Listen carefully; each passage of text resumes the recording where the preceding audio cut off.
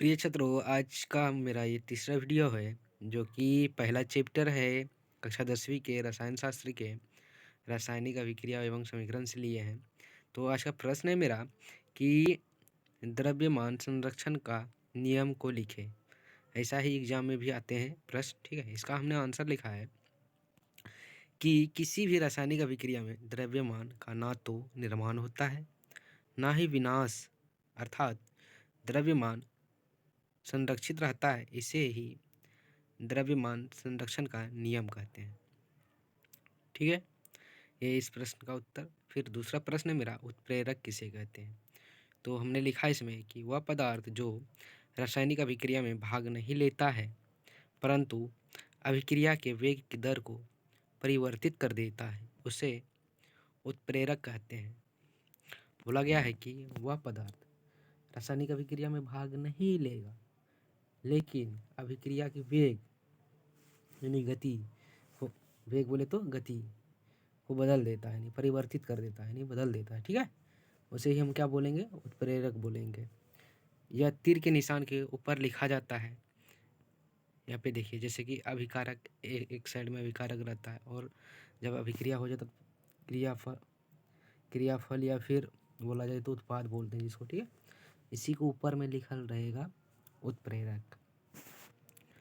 तो ये है इस प्रश्न का उत्तर। फिर प्रश्न है मेरा कि रासायनिक समीकरण किसे कहते हैं। इसका भी हमने आंसर लिखा है कि किसी रासायनिक अभिक्रिया को संकेत एवं सूत्रों की सहायता से लिखना रासायनिक समीकरण कहलाता है, ठीक है। फिर अगला प्रश्न है मेरा कि संतुलित रासायनिक समीकरण से आप क्या समझते हैं।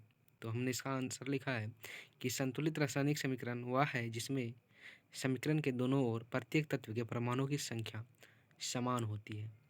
जैसे यहाँ देखिए, जैसे कि Mg बोले तो मैग्नीशियम प्लस,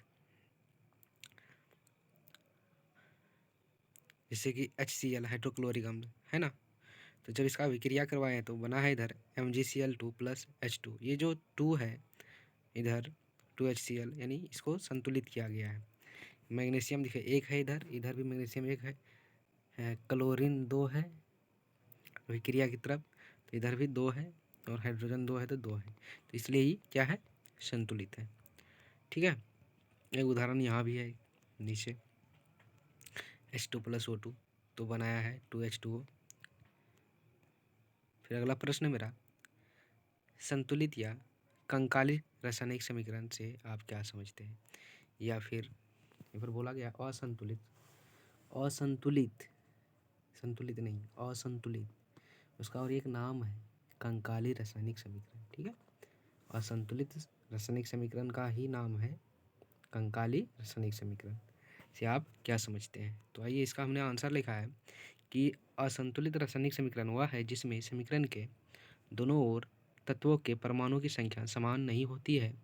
जैसे यहाँ पे देखिए H2 प्लस Cl2 तो बनाया है HCl। फिर अगला प्रश्न है मेरा कि रासायनिक समीकरणों को संतुलित क्यों किया जाता है। तो आइए, इसका हमने आंसर लिखा है, किसी भी रासायनिक समीकरण को द्रव्यमान संरक्षण के नियम को पूरा करने के लिए संतुलित किया जाता है। इस प्रश्न का उत्तर यही हुआ। फिर अगला प्रश्न है मेरा कि हिट एंड ट्रायल विधि से आप क्या समझते हैं।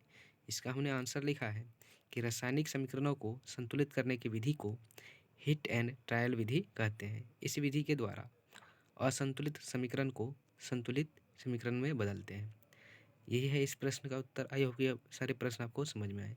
समझ में आए तो ज़रूर ही याद कर लेना है, और इससे पहले भी हमने वीडियो बना रखा है, उसको भी देख लीजिएगा, एक तरफ से क्लियर हो जाएगा। तो चैनल पर नए हैं, चैनल को सब्सक्राइब कीजिएगा, साथ ही इस वीडियो को दोस्तों के पास शेयर भी कीजिएगा। धन्यवाद।